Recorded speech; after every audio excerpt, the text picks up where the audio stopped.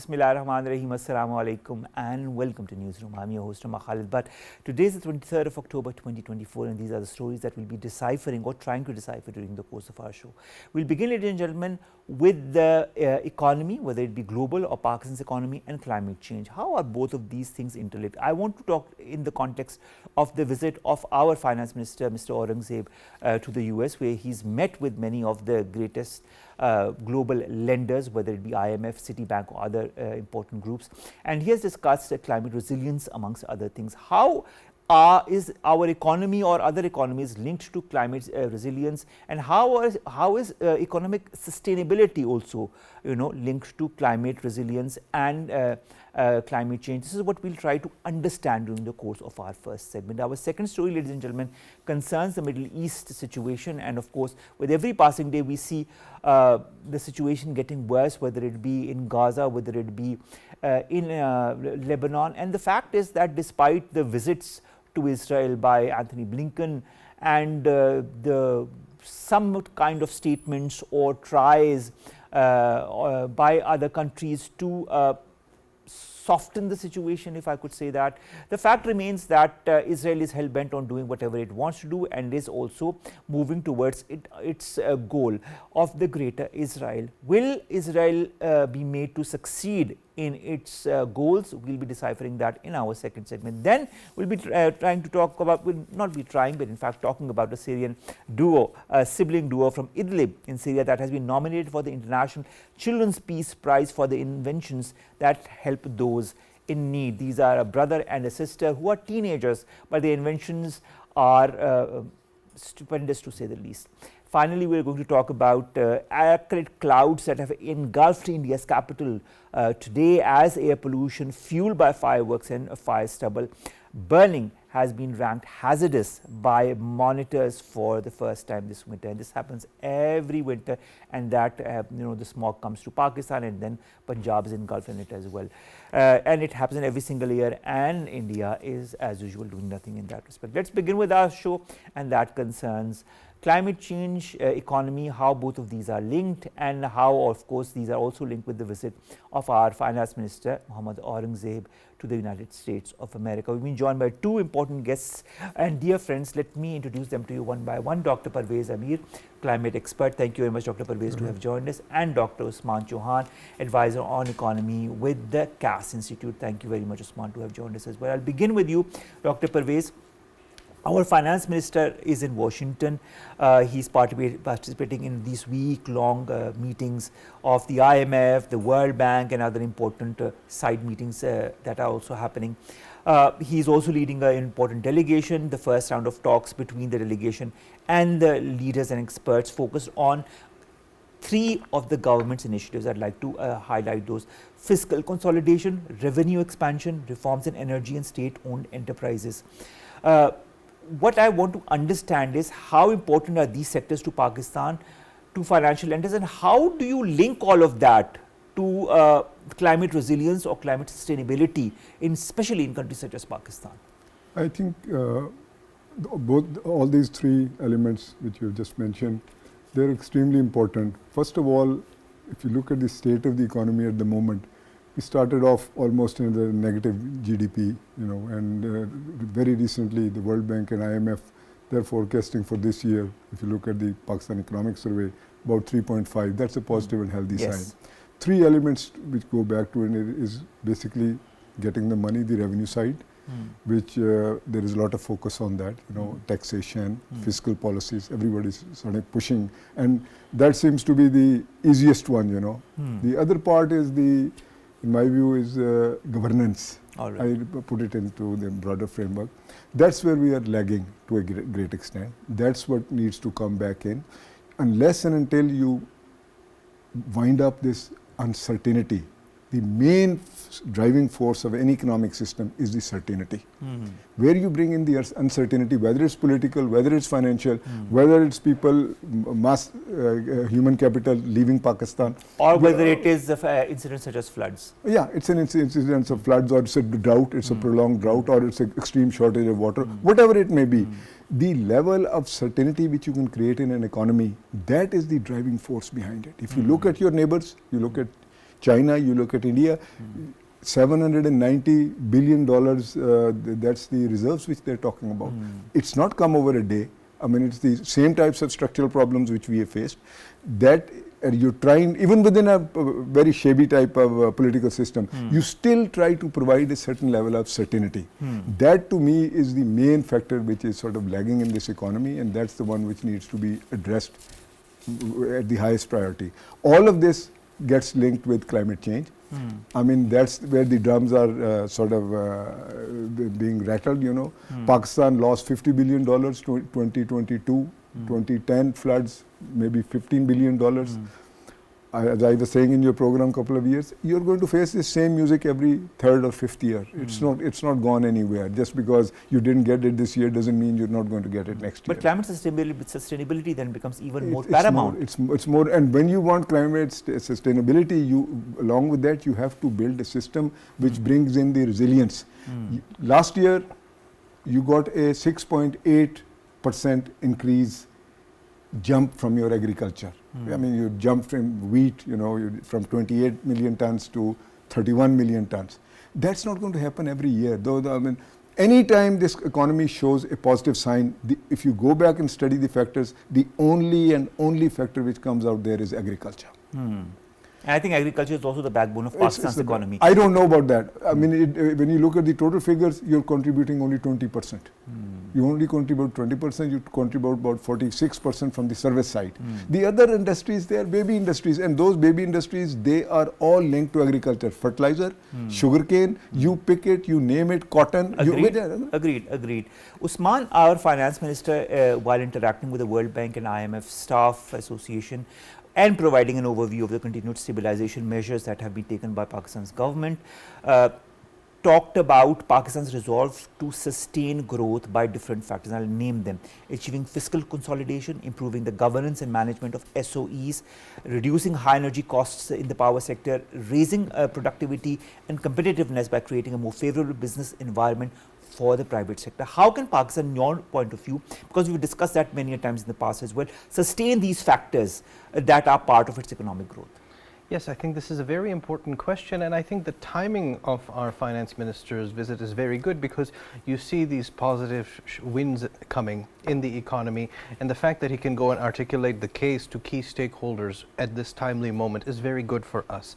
And as a part of that, you have correctly mentioned that revenue consolidation, business environment, and all these things are there. They are all important. Our level of progress in each sector is a bit different. So on the SOE side, you see the political will, which is very positive. On the revenue collection also, there are specific areas where work has been done, which is very good, such as the salaried class, which you and I are paying for. But for example, they're missing targets on traders by like 99%. They have missed it, and so the IMF is saying that, well, you have to focus equitably among all of the targets. So our finance minister going there will have to point out the successes as well as have consultations on the areas where the targets are not being met, and this is the balancing act he will have to play. All right. Dr. Pervaiz, the finance minister addressed the G24 ministers and governors meeting. He urged development partners to work closely to address challenges of climate change, population growth and child stunting, especially in countries such as Pakistan. We all know that Pakistan has now is the second vice chair of this G24 bureau. He also talked about urgent needs to tackle issues such as the heavy debt burdens of developing countries, the necessity of effective climate change, and the demand for enhanced representation of countries within the Bretton Woods institutions. How interrelated are all these challenges that I've just talked about? I think they're all interrelated in the sense, the first one which you mentioned is debt management. I think that's the core for Pakistan.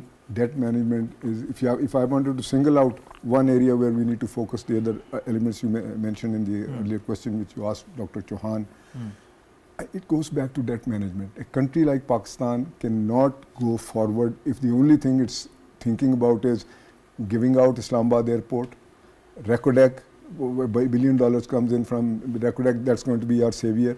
Oh, we've discovered some oil in along our coast in Balochistan, that's going to be our savior. No, the savior of this country, and for many other countries, whether it's Sri Lanka, it is Bangladesh, which has just gone through a turmoil, and the world over, it's basically the scientific management of debt. In Pakistan, it is more of management of the circular debt.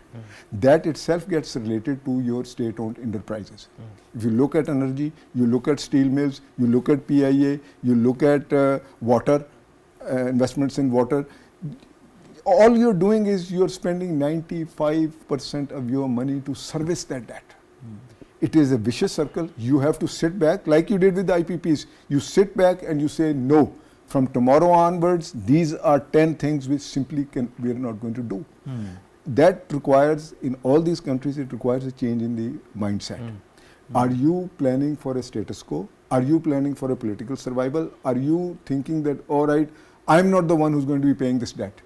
It's going to be somebody else's children. It's going to be somebody else's burden. I just make the decisions for today and I just reap the benefits, the music, whatever I face, I do it for today. Anybody who takes a futuristic look has to be very seriously concerned that if you want this country to get out of this mess which it is in, you have to focus exclusively on debt management. The instruments which you use, fiscal policy, this Board of Revenue is going to collect all the money, put up a electricity bill, jam in whatever you can into that. You're just hurting a particular class of people, as Dr. Chohan was saying. That's what you're hurting. You have to go for a comprehensive approach, and I think what you need to do is you need to bring in people from outside. We at times lack the intellectual capacity for that. There is science in this. It is not management. People like Mia Atif and these other guys, I mean, they are ranked number 1 in the world for some reason, They are the ones who are advising the governments. We need to bring a scientific approach. We bring in the best economists which have internationally and nationally, and take an approach which is not a pseudo-political, short-lived. Take an approach that we are going to get this country out of this mess. These are the 8-10 sacrifices everybody has to make. Here what you're doing is you want a certain segment of the society to make all the sacrifices, whereas the governance is so poor that people say that he's the one enjoying his life, everything, he's got his luxury, he's got everything, and they're asking me to sort of be squeezed out. So I think it's comprehensively, and the world is going to be a different world with the geopolitical situation, which you're going to cover in the next session. I think that, and the general economic problem which the world is facing. I mean, today I was just reading for the US, they're saying that if you don't stop it, you don't stop this type of spending, another year you are in the dump. It's in hundreds of trillions of dollars. I agree. Dr. Usman, an official statement regarding the visit of our finance minister also talks about the discussions that are being held are centered around moving Pakistan from stabilization to growth. This is also what Dr. alluded to. The Pakistani delegation has outlined several strategies to create more fiscal space. It talks about expanding the tax base. It talks about aligning the provincial agriculture income tax with the federal system, rationalizing subsidies, streamlining the government, and reducing costs in the energy sector. Can these goals be achieved while making Pakistan climate resilient? This is an important point you're making, because if you're having to make all of these transformations, are you still keeping sustainability in mind? And I believe we are, because a lot of the things that are alluded to, the subtext as well as what is actually being said, are things that are of a reform orientation. Now, that reform orientation may not require that much time. A lot of these things are putting things into practice by the stroke of a pen, sort of thing. So then the stakeholders on the other side of the table are going to say, well, why haven't you done it yet? And so that's the balancing act that this government has to strike between inflicting more pain on the public in terms of fiscal austerity, that pain of austerity, as well as then meeting certain targets, because these targets were determined in a very different atmosphere. This atmosphere was around December and January, at the beginning of this year, where the global macroeconomic conditions were very tough. And so all countries were having to sign agreements that seemed to project out a very difficult atmosphere that is already going away. Now, in Pakistan, for example, inflation has come down tremendously. And so the real interest rate is a very large positive number, probably a double-digit positive number. So now we have space to see, well, perhaps not so much austerity needs to be done, but then how do we balance that with the commitments that were made in a difficult circumstance? This is treading a careful balancing act, and I believe that that shouldn't be the attitude. I believe that you should make all the reforms possible now so that the dividends can be realized in the years to come.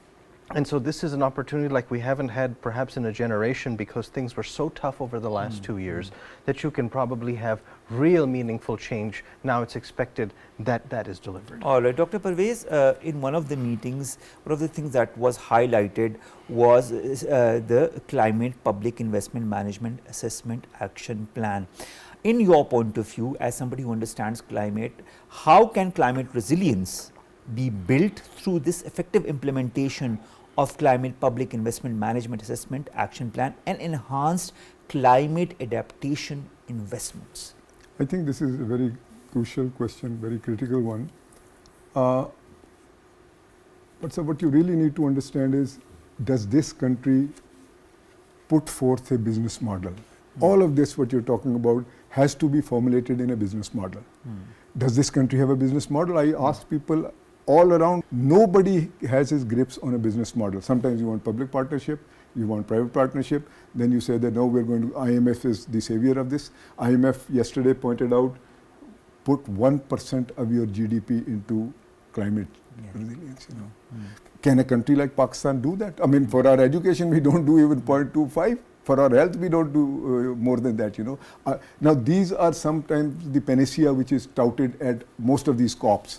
Oh, we will do this. I mean, when you are a serious politician... But to be very frank, Dr. Saab, when it comes to COPs, even the major developed countries also say a lot of things that remain relegated to pledges and never get implemented. Yes, we've seen that with our, these, what we call our floods. We got a lot of pledges. These are MOUs. The MOUs, there was an earlier government which was very fascinated by MOUs. These are MOUs, these are promises. They really pledges. mean nothing. They're pledges and they really don't mean anything.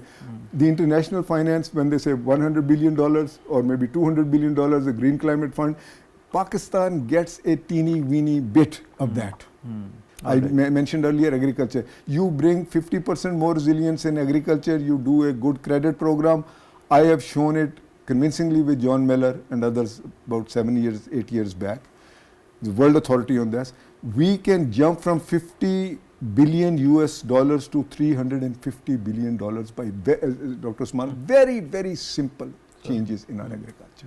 You do that, you have to have money to do climate resilience. I mean, it's not going to come from the top. I mean, you want adaptation centers, you want to put 80%, 90% of the focus on adaptation. That's where the crux of the matter is. So my bias is very clearly that Pakistan has to be an agriculture-led resilience program. Invest in that, spell out, and if it's for the minister, the finance minister, for the planning minister, unless you spell out very clearly this resilience is, all these other words are jazz words, you know. They have to fit into a framework which you said 20 years, we are going to really follow this path. If it's a CPEC-led path, if it's a unlimited market economy, what we're saying is that Pakistan has access to an unlimited market. China is an unlimited market. Whatever you produce, they're willing to buy it, regardless of whatever their production is. If you have that type of, I think that's a panacea. That is the nostalgia which I have in mind. If I can really channel that, I can channel the Middle East, I can channel the Central Asia, I have it made. But then I need to spell out for the world that this is how Pakistan is going to do business. All right. Usman, road to market strategy is something that has also been outlined during this visit to the US that talks about tapping the international capital markets, which will apparently be on the government's agenda in due course. Also ongoing reforms that you've talked about in areas of taxation, energy, SOEs, pensions and government right sizing. in your point of view, how does a road to market strategy apply to an economy such as Pakistan? Very important question. This road to market terminology comes from fixed income, from the bond markets, and it's the idea that when you are going out to raise capital, you have to have a business model, as Dr. Pervaiz said. Now, to pitch that model, you will have to do a bit of buzzwording, but you can't buzzword your way to prosperity.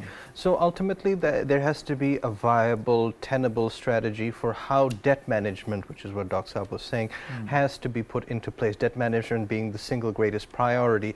Debt management will therefore lead to capital markets deciding that yes, this country has enough space to leverage whatever we lend into growth, because that is how you would offset that. So if your growth rate is higher than your debt rate, then you'll be all right because you're channeling that into growth. So we have to then posit that this is the area where we will have growth. This is how we will reduce our current and long-term obligations, and therefore we can raise capital in an adequate manner from the markets, and then the markets will decide amongst a variety of countries that seek lending for various projects and say, okay, this one has a strong model, this one has something that it's using it for. Again, pitching the right ideas for the right reasons, keeping it transparent.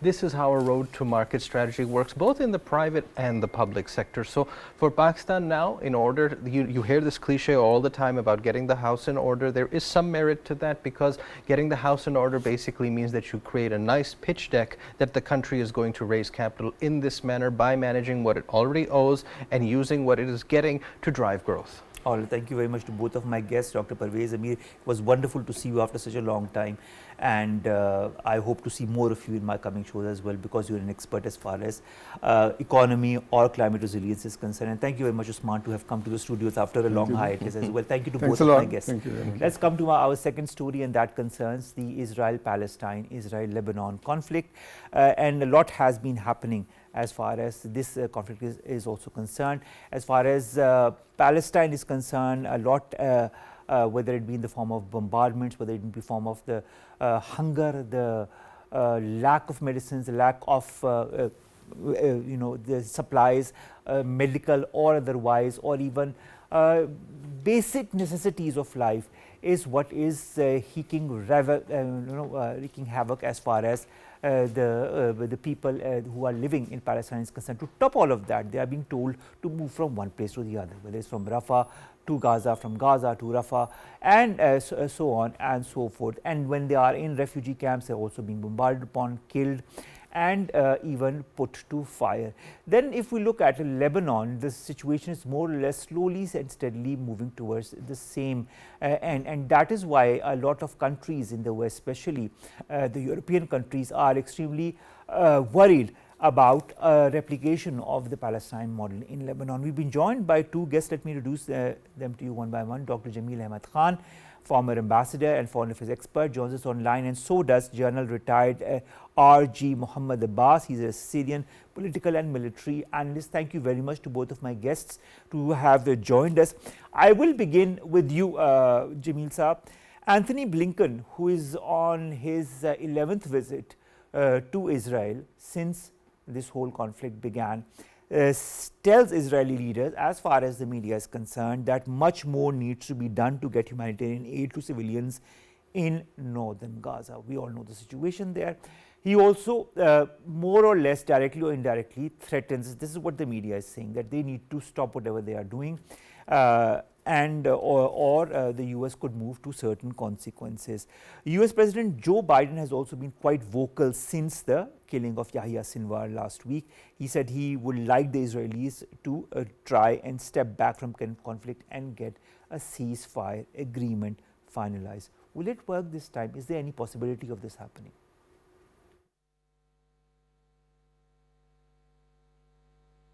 Is this question directed to me? Yes, yes, it is directed to you. All right. In fact, it's this rhetoric of visit of Anthony Blinken. It's the 11th visit of the Foreign Minister, Minister of State of the United States. And every time they've been emphasizing on the peace, on the humanitarian, the need of the humanitarian relief to the people. Joe Biden, as you said, I would say that he's emphasizing for the peace and ceasefire only for the purpose of public consumption, because the election is just knocking the door few days away from now.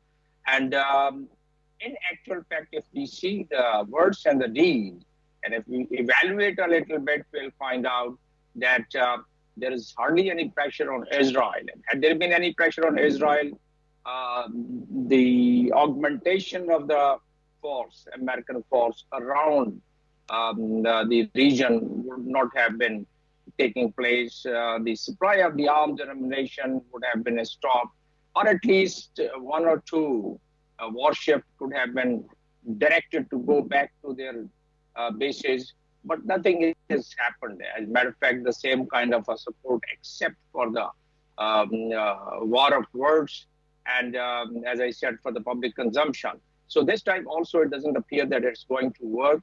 And somehow tomorrow is the United Nations Day, and the entire world is going to celebrate United Nations Day, which in the very first sentence of the United Nations Day, it says, "We, the people of the United Nations, we are determined to save the successive generation from the scourge of war, which twice in our lifetime has brought untold sorrows in mankind." These are the opening sentences of the United Nations. And see what has happened to the United Nations Security Council resolutions, which were passed for ceasefire in Gaza. And amazingly, this was unanimously passed. The US had also supported. I'm talking about the Security Council resolution number 2624. And then it says that immediate ceasefire. And they had shown deep concern. They had shown that the humanitarian situation is dire, and they had urged that the parties should protect the civilians. Nothing happened. It was further reiterated by another Security Council resolution. I'm not talking about the different Security Council resolutions which have been passed. There are more than about 5 resolutions since the conflict started the 7th October onward. But I'm talking about these two where the United Nations had no objection, and it was passed with the support of the United Nations 2625 also, and it reiterated about the peace and condemned the violence against the civilians. Nothing happened. So your question about the Anthony Blinken visit, it's going to go in the same, I think, manner, where it would only be the words and hardly any action in it. Not only that, but there are several Security Council resolutions so far passed. It's about 700 Security Council resolution passed since 1948 related to the Palestine. Nothing happened. You know, the most important... But as far as this United Nations Security Council resolution is concerned, General Mohammad Abbas, I'd like to understand, when it comes to the United Nations Security Council, the Palestinian Foreign Affairs Ministry releases a statement, says it holds the UNSC responsible for the consequences of its continued failure to stop the war of genocide against our people. It demands that the Council exercise its power to protect the Palestinians. It warns of the dangers of any proposed plans aimed at perpetuating the separation of the Gaza Strip and the occupied West Bank. Also, I'd like to couple this with the statement by Netanyahu, who says that this is not the end of the war in Gaza, and he said that when Yahya Sinwar was killed by Israel. In the wake of these statements, what do you feel is the Israeli intention, and what, in your point of view, is going to be their end game, and what could the possible role of the United Nations Security Council be? Thank you for your invitation, and my best regard to you and your guests and your witnesses. Actually, Netanyahu is going forward in his genocide, in his war against Palestinians and Lebanese. And he said, even they killed Yahya Sinwar or Sayyid Hassan Nasrallah or anyone of the leader, the war will not be ended. They are going to go forward to, I could say, to end the Palestinian people and the whole citizens in Gaza Strip. Why? Because they have a project their project is going to be achieved by nowadays by using the high quantity of power, quantity of fire, quantity of pressing against the Palestinian people. Genocide is going forward as they believe, as they, the Dahi doctrine is one of their principles. Dahi doctrine means that you have to kill everything, every type of life, every kind of life toward you, against you. So they started by devastating of Gaza Strip, and by targeting even men, women, children, animals, cutting trees. So that's the way of say fighting. That's the way of fighting. We know that's illegal of Syrian law. It is against the war law.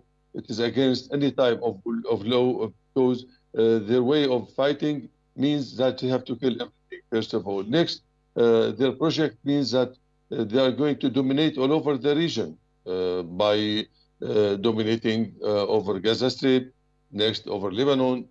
Syria is not far away, and they threatened the Yemeni land, Iraqi land, and also, they threatened Iran. So for this reason, I think Netanyahu is going forward in his genocide, in his cleansing, and will going forward, nothing will prevent him, because as you see, American is supported, Israel supported Netanyahu for his genocide, and it is American project in this region. Why it is American project? Because Israel is a warship, you could say a stabilized warship, and over this the warship, it had the much more of American forces. Israel is the proxy armies for the American project on the region. America is going to dominate the whole region by using Israel. Why? Because Israel is the hand, or the American hand in this place, in this region, in our land. So I think Netanyahu will not stop his genocide. Netanyahu is going to do much more ugly way of killing, of devastating against Palestinian and Lebanese people. All right. Dr. Jamil, the German foreign minister is in Beirut as we speak. She has held talks, she is going to hold talks with Lebanese politicians and aid organizations. She warns that the fighting between Israel and Hezbollah could lead to the complete destabilization of Lebanon. At the same time, the Foreign Ministry of Indonesia also calls on the UNSC to take decisive action on what is happening in Gaza without any delay. These statements, these points of views, do they matter in the long run? Does Israel care? It would matter as much as we saw the huge demonstration all over the world against the atrocities and against the genocide which was taking place in Gaza. And even now we can see and we can hear the sounds from everywhere, voices from everywhere about what has started in Lebanon. But if we add two more voices of the government, that is the German and in Indonesia, it definitely resonates some kind of strength to what is already going on. But does it matter so far as the Security Council resolution is concerned? And Germany is not a veto power and not a permanent member. It's basically all these 5 members, and more importantly, 3 members, US, UK, and France. The French president has recently visited again the region and was very vocal about the Lebanese crisis.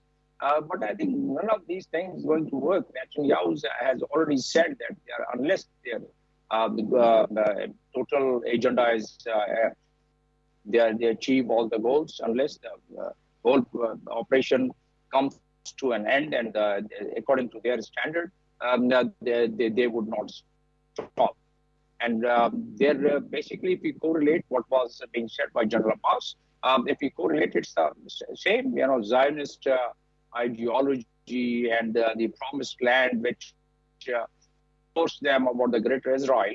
And in that context, they can start capturing. They tried it as well. They tried to have the intrusion and take over some territories of Lebanon, but they got a very tough resistance. First time, very high hierarchy, including a brigadier and few more colonels and others. They got killed, and their body bags came back to Israel. That was one, and something more has happened. More accuracy by Hezbollah. The reported hit on the house of Netanyahu. As a matter of fact, previously it was not clear whether it was the rocket or the missile drone has hit the house or not. They said it managed now to there are damage one of the walls. Sources they say it has. Yeah, so it has brought some damage also. So that kind of an accuracy on one part, although there is no balance of power, but we can't really compare. Israel is a full military might in the entire region, and Hezbollah is just the fighting with their survival, Hezbollah and Hamas more. So, but despite that, they are putting up that kind of resistance. What does it imply? It means that there could be a lot of devastation in the attempt to capture the territory of Lebanon, and apparently, and what has been announced by Netanyahu, that they want to create a buffer zone between Israel and Lebanon, so that they are able to bring those 60,000, 70,000 internally displaced Israelis back to their southern part. So that is the apparent excuse, but at the back of it, it's the same ideology which they are trying to work. And unfortunately, as General Abbas and even I mentioned in my earlier illustration, that basically it's a full support of the United Nations. It's not that we are discussing. It's there's so many analysts of the world.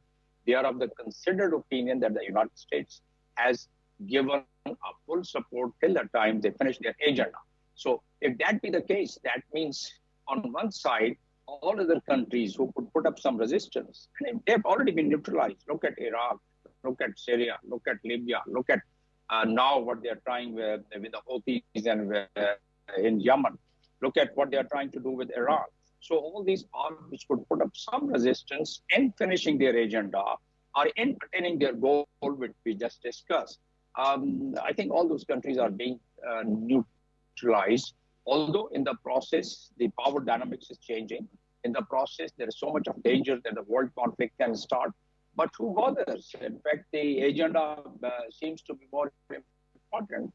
And as a result, this region, not only the globally. Of course, I understand. I understand, Jamil Saab, that the whole region is already engulfed in a conflict, in a war-like situation. General Mohammad Abbas, I'd like to understand the role of humanitarian agencies in all of this. Now, there is a denial of proper aid to the people in Palestine, and then the only agency that is properly working in the area, that is the United Nations Relief and Works Agency for Palestine Refugees, otherwise known as UNRWA, is also, there have been allegations on it by the Israeli government that they were part of, there were certain people who were part of UNRWA who were part of what happened on the 7th of October last year.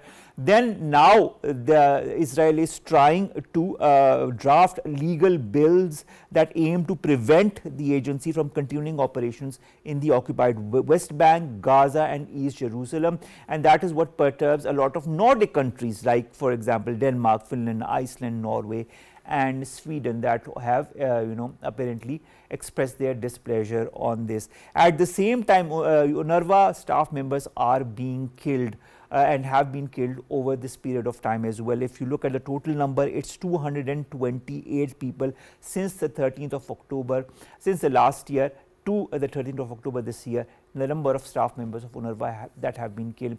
Why can't Israel let humanitarian agencies at least provide aid to those people who are under extreme duress? Well, that's the monster behavior. The monster behavior, you know, even the monster have a law in the forest, but the Israeli army has not, Israeli army, no law, no control, no humanitarian control for the behavior in the battle or even in their life against their behavior against their, let's say, their enemy, the other people. About the UNRWA and the Israeli actions, I think nothing will prevent Israel from killing the UNRWA staffs or the people or any kind of humanitarian groups or any type of humanitarian assistance would be arrived to the would be sent to the citizens in Gaza. Actually, the whole region or the whole world if the whole world try to stop or to let the aid assistance to be get to the Palestinian people, I'm really sure that Israel, between two brackets, America will prevent them, and they will not look back to the others. They are going forward by their mission, by their targets, by their project to wide the obstacles, to make the life hard for Palestinians by, let's say, by prevent any kind of food lack for food or water or fuel or medicines, by destroying or devastating every type of hospitals or even the people who are. I agree with you on that, General Saab. Thank you very much, General Mohammad Abbas. Also, Dr. Jamil Khan, thank you to both of my eminent guests who have joined us from Pakistan and from Syria to discuss this very important issue that we've been discussing since the last couple of months. I hope it, rings on the right ears and the world decides finally to make the change for the better in the Middle East. We can only hope and pray for that. Thank you very much to both of my guests who have joined us. Let's come to our last two stories very quickly. The first concerns a Syrian sibling duo from Idlib in Syria. It's strange that I was just talking to a Syrian former general, and now I'm talking of two Syrian siblings who have been nominated for the International Children's Peace Prize for the inventions that have helped those in need. Now, Sana Zir, Ahmed Zir. These are two siblings aged 16 and 17. They are committed to empowering themselves in the community through innovative projects. They have been nominated because Sana developed the smart cane for the blind, an enhanced tool equipped with sensors and alert mechanisms to aid visually impaired individuals, while she also initiated the Smart Tree project and authored Science Builds Nations that was showcased at one of the book fairs. And the brother, Ahmed, has created the Nahoy smartphone app for children with diabetes to manage their medication and has developed the Smart Motor Track and Camera Roll 360 projects, enhancing mechanical and software applications for the educational and practical uses. So, of course, congratulations to both of them. Very, very well deserved. Finally, acrid clouds in New Delhi today as air pollution that has been fueled by fireworks and of course farm stubble burning, that has been ranked hazardous by monitors for the first time. This winter happens every single winter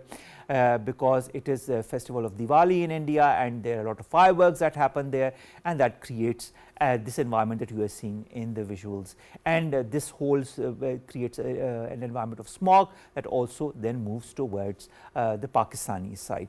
Let's hope that some kind of positive changes also occur in that respect, because environment is something that we need to move through together towards for the betterment of the people who live in this region and all the regions of the world. With that, ladies and gentlemen, we come to an end of today's newsroom. We'll see you inshallah tomorrow with stories that pertain to us, you in Pakistan. Allah Hafiz.